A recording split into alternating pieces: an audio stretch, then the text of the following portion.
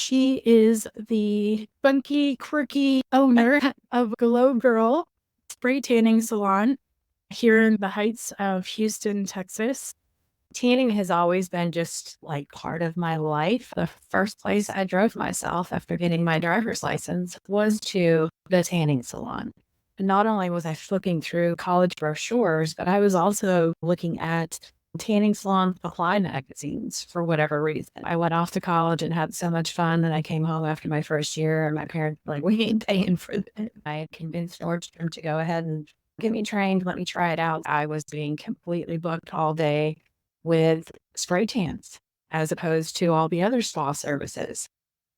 There is a select clientele of people in Houston that like to be tan, but they don't want anybody to know they go to get tan. And the fire marshal showed up at my salon. His wife was a teacher at my daughter's school. Not to mention, on the other end, I had a shit ton of women calling to get tans, mostly because they were stuck at home with their families and they just wanted to get the fuck out of their house. Money is what makes the world go round. Man, it is relationships. I was scared shitless, but I was like, be honest. I'm a single mom just trying to pay the bills. I'm just here to live the American dream. Making a good, honest living. And man, girl, you're a hustler. Every Tuesday at my salon, year round, we do tans for teachers for only $20. But when I was teaching, you're just immersed in it. There was nothing positive to say about HIST on any level. So let's pump the brakes and see what he can get accomplished. Because he is a force to be reckoned with. There's two sides to every story. You don't like him right now, but you don't know all the things of what he inherited. The school system that's something else, and especially everything that they went through during COVID, and that took the students back quite a bit. They were already stunted in all their education and growth and development, and then you do this online learning and keep them out of schools.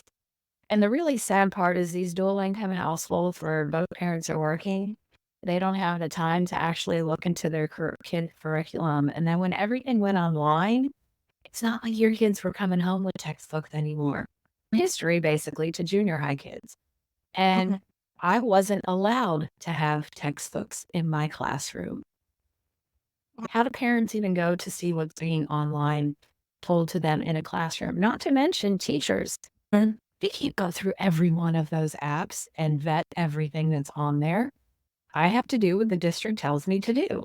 It was like just the little bit that I saw that I was required to teach.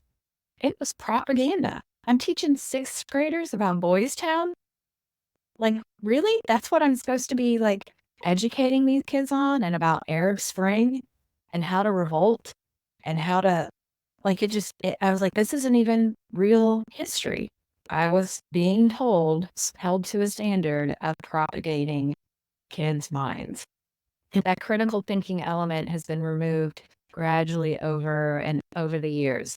Education is turned into get here on time, sit at your desk, don't speak, don't move. I always liked those kids that were a little bit of a problem, and just the defiance in general. And other teachers would be like, I don't know why you want those kids in your classroom. If that kid cannot sit still, if his body is moving that much, imagine how fast his brain is going.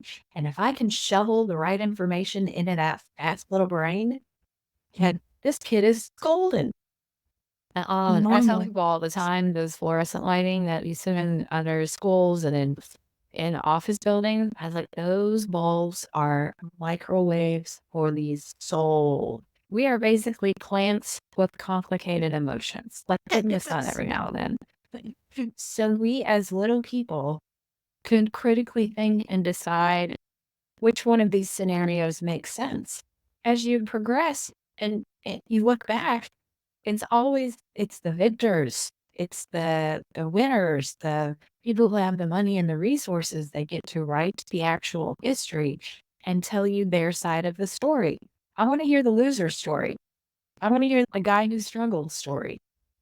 Yeah, and absolutely. Then let me decide what I think the real history is. This is ready to kill the entire world. I'm involved in the church, and he's Stacey.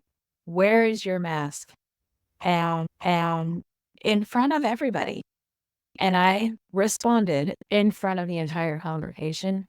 I said, Jesus wants to see my smile, so I'm not wearing a mask. Like you are not about to muzzle me in God's house. Wow. My heart just like sank. I was like, bro, do you even know? And they were able to, we still don't have cures for cancer, but we were able to tell them the vaccine in lickety split amount of time. The only scary thing is, okay, a lot of these things are being exposed, right? Government, education, medicine, and Hollywood, all the things. Every aspect of our life. like we thought COVID was a clown show. What's to come is gosh.